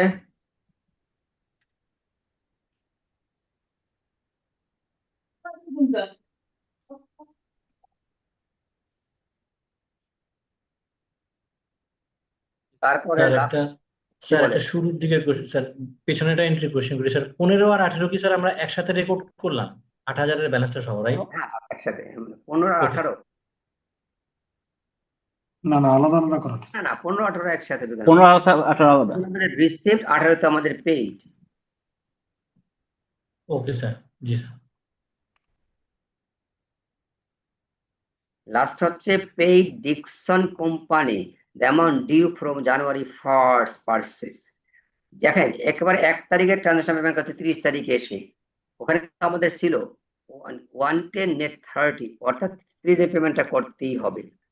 সেখানে আমাদের পাওনা কত ছিল, আমাদের অব্লিগেশন কত ছিল, টাকা ছিল 60,000 ছিল আমাদের ইনভেন্টরি প্রাইস। 59,000 টাকা আমরা কিন্তু পেমেন্ট করেছি ক্যারিং কস্টের জন্য, পাবে 59,000 টাকা। এই যে আমরা এখন দিয়ে দেবো। Accounts payable debit cash credit 59,000, এখানে কিন্তু কোনো ডিসকাউন্ট থাকবে না, কারণ 1 থেকে 30 তারিখ 30 দিন হয়ে গেছে, ডিউ ডেট চলে আসছে। তাহলে accounts payable debit cash credit 59,000 টাকা।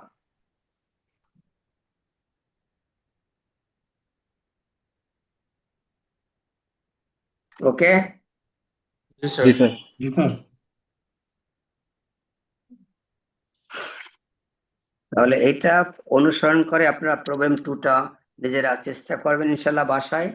এর সাথে আপনাদের টেক্সট বইয়ের পেজ নাম্বার 221-এ প্রবলেম 6-1, পেজ নাম্বার 221-এ প্রবলেম 6-1, এই প্রবলেমটা আর এই প্রবলেমটা, এই দুটো ম্যাথ আপনারা প্র্যাকটিস করবেন বাসায়।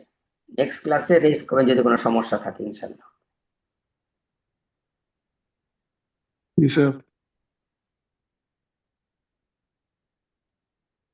স্যার প্রবলেম কত?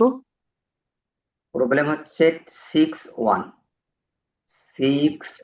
মানে 6 নাম্বার চ্যাপ্টারে 1 নাম্বার প্রবলেম।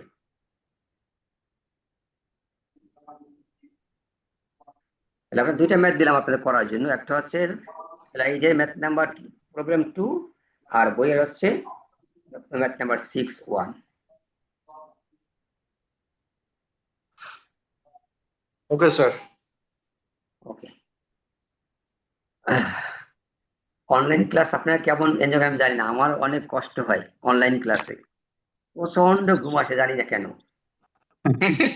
আমি মাঝে মাঝে উল্টা শব্দ বলি, কিন্তু আপনারা বুঝতেছেন না, আমি দাঁড়ায় আছি উঠে গেছি ঘুম তাড়ানোর জন্য, কারণ রাতে তখন রেস্ট কম না, অনলাইনে তখন যে কমিশনটা হয় না তেমন, ওই জন্য ঘুম চলে আসে। স্যার ফিজিক্যাল ক্লাসই বেস্ট। হ্যাঁ, আর আজকে এমন ব্যাপারে আমি গেছিলাম আপনার নিকুঞ্জে প্রাইম ব্যাংকের ট্রেনিং ইনস্টিটিউটে একটা ক্লাসে, বুঝছেন, গাড়ি নিয়ে ক্লাস শেষ করে 12:30টায় আমি নামছি গাড়ি নিয়ে আসবো, গাড়ি আর স্টার্ট নেয় না, কি একটা বিপদ চিন্তা করেন, ড্রাইভারও নাই। এখন অনেক চেষ্টা করলাম, কোনোভাবেই গাড়ি কোনো রেসপন্স করে না। ড্রাইভারে ফোন করা কোথায়, কেরানীগঞ্জে, সেই কেরানীগঞ্জ থেকে নিকুঞ্জ, সেখানে সে যাবে। আমি গাড়ি ওখানে রেখেই সেই বেসমেন্টে ওদিকে পাঠাও নিয়ে চলে আসছি ক্যাম্পাসে। ওরে এখন পাঠাইছি ব্যাটারি কিনে, প্রবলি ব্যাটারি ডাউন হয়ে গেছে হঠাৎ করে। এখন সে এখান থেকে ব্যাটারি কিনে ব্যাটারি নিয়ে বাইক করে যাচ্ছে, ওখানে গিয়ে গাড়ি নিয়ে আসবে। এবার আপনার ক্লাসটা আমার একটু দেরি শুরু করতে হলো, কারণ হয়তো নামাজও পড়তে পারিনি আজকে। ঠিক আছে। Thank you sir. আচ্ছা, অ্যাটেন্ডেন্স বাকি আছে, অ্যাটেন্ডেন্স থ্যাংক ইউ। থাকেন, অ্যাটেন্ডেন্সটা দেই তারপরে। আল্লাহু আকবার।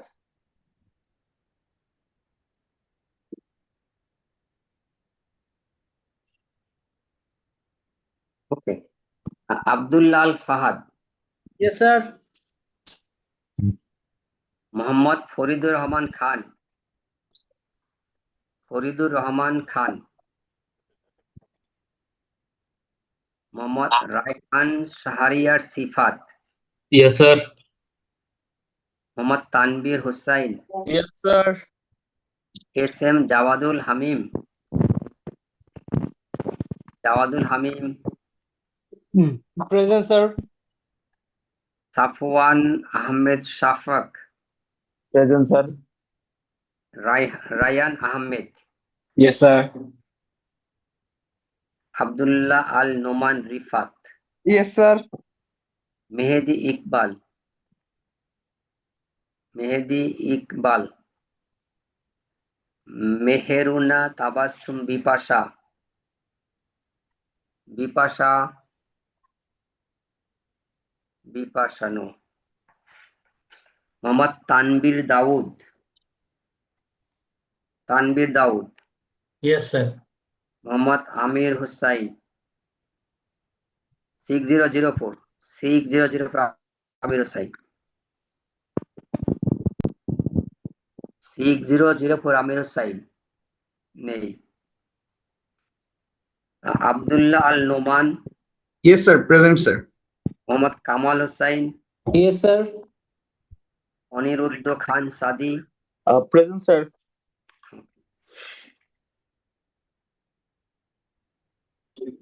Mohammad Wahiduzzaman Shanto, yes sir. Mohammad Amir Hossain, 6012, sir. Sadia Islam Samia, Sadia Islam Samia, Muntasir Mamun Sourav, yes sir. Sheikh Sadat Ibne Islam, A J Himel Arifin, Yes, sir. Rizwan Ahmed, sir present sir. Mohammad Manjurul Islam, Yes, sir. Manjurul Islam. Okay, Imrul Hasan, Yes, sir. Mohammad Ashiq Chowdhury, Ashiq Chowdhury, Firdous Ahmed, Present, sir. Mohammad Anwar Hossain, yes sir. ও আচ্ছা, Mehedi Hasan Moon, Mehedi Hasan Moon, yes sir. Okay, Anwar Hossain দিয়ে দিয়েছি। Minhaj Rahman, present sir. Sheikh Sharif Uddin, yes sir. Mohammad Sagirul Islam, yes sir.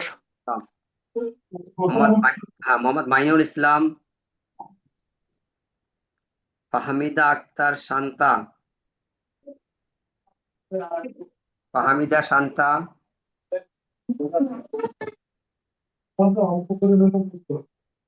Fahmida Shanta আছেন?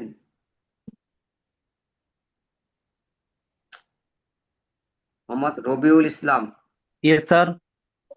আসওয়াব Habib, Syed Imtiaz Mahmud, Imtiaz, Mohammad Sadiq Abdullah, okay, Kanis Fatema, okay, Yes, sir. Gaffar Bin Rashid Bhuiyan, Yes, sir.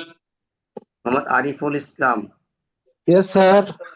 Mohammad Abu Talha, Yes, sir. Sudipta Bardhan, Yes, sir. Nabil Ibrahim, Yes, sir. Mohammad Humayun Kabir, Yes, sir. Khadija Akter. Present, sir. আচ্ছা, absent গুলো আরেকবার বলি আমি। আসওয়াব হাবিব, তারপরে ফাহমিদ আক্তার শান্তা, মাইনুল ইসলাম, দেন আশিক চৌধুরী, শেখ সাদাত ইবনে ইসলাম, সাদি ইসলাম সামিয়া, মোহাম্মদ ফরিদুর রহমান খান, মেহেদি ইকবাল, মোহাম্মদ আমির হোসেন 6004। আচ্ছা, আপনাদের কিন্তু সিএমএ মাস চলে যাচ্ছে। আমি যে আপনাদের একটা আপিল করেছিলাম সেটা কিন্তু সময় খেয়াল রাখেন। ওকে, Okay, sir. আরেকটা জি, বিষয় স্যার। হচ্ছে স্যার পাঠাবো কি করে? স্যার ওখানে দেওয়া আছে, ব্যাংক অ্যাকাউন্ট নাম্বার দেওয়া আছে, বিকাশ নাম্বার দেওয়া আছে, আচ্ছা স্যার। ইমেলটা, ওই ইমেলটা খেয়াল করেন। আমার ব্যাংক অ্যাকাউন্ট দেওয়া আছে, আমার ইমেল এই যে বিকাশ নাম্বার দেওয়া আছে। আচ্ছা, আরেকটা হচ্ছে আজকে আপনাদের কোনো ক্যাম্পাস ইফতার পার্টি আছে আপনাদের এমপিএ প্রোগ্রামের?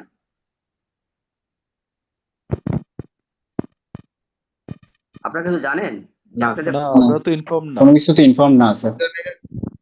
না, আপনাদের আগের ব্যাচের যে রিপন আছে ও আমাকে ফোন করেছিল গত শনিবারে যে আজকে একটা ইফতার পার্টি করবে আপনাদের এমপিএফ এর মানে পার্টিসিপেন্টদেরকে নিয়ে। এরপরে কিছু জানায়নি আমাকে, সেই জন্য জিজ্ঞেস করলাম যে আপনারা জানেন কি? আচ্ছা, তাহলে আমি আমার মতো থাকতে পারবো। আচ্ছা, তাহলে সবাই ভালো থাকেন। ম্যাথ দুইটা প্র্যাকটিস করবেন। Okay, sir. জি স্যার। ওকে। আসসালামু আলাইকুম স্যার। Assalamu alaikum, sir. আসসালামু আলাইকুম। Sir,